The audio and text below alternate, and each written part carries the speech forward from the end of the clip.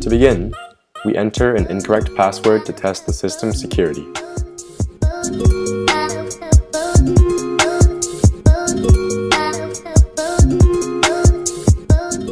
Now, we enter the correct password.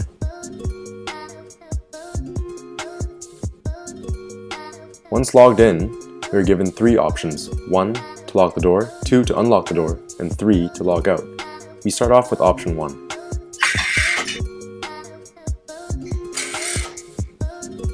Then, we try option 2.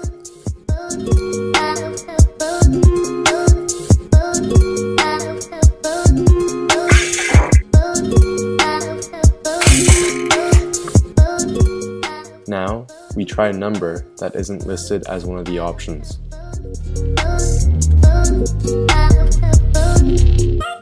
We are prompted to try again. Finally, we enter 3 to log out. To test that we successfully logged out, we try to lock the door. The system prevents us from locking the door.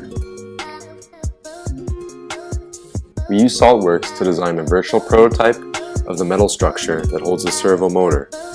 With the design finalized, we reuse aluminum from previous projects to construct the structure.